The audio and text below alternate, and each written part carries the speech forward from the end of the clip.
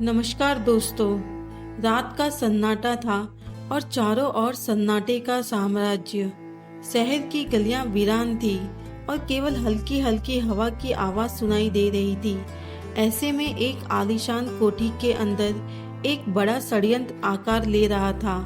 कोठी के मालिक राणा साहेब एक धनी और शक्तिशाली व्यक्ति थे।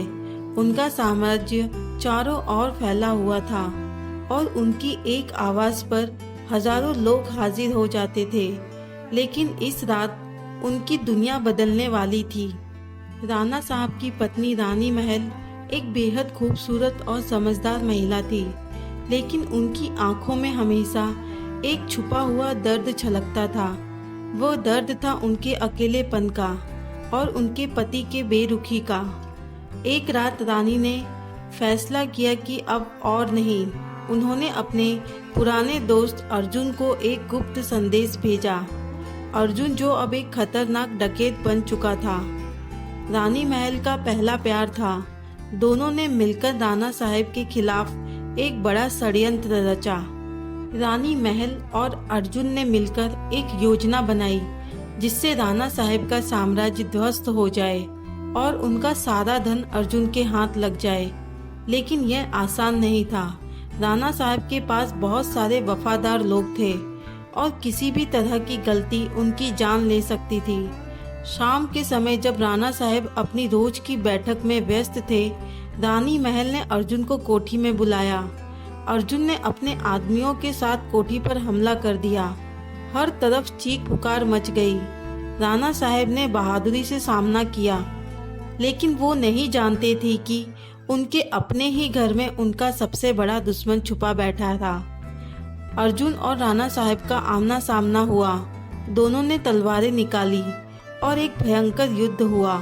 लेकिन अंत में अर्जुन ने राणा साहब को मात दी। राणा साहब की आंखों में आश्चर्य और दुख था जब उन्होंने रानी महल को अर्जुन के साथ खड़ा देखा। रानी महल ने अर्जुन के हाथ से तलवार ली और राणा साहब के पास आई। तुमने मुझे कभी नहीं समझा, उसने कहा। तुम्हारे लिए मैं केवल एक वस्तु थी, लेकिन अब मैं स्वतंत्र हूँ। राणा साहब ने अंतिम सांस ली और उनका साम्राज्य ध्वस्त हो गया। रानी महल और अर्जुन ने कोठी को अपने कब्जे में ले लिया। लेकिन इस धोखे की कहानी यहीं समाप्त नहीं हुई।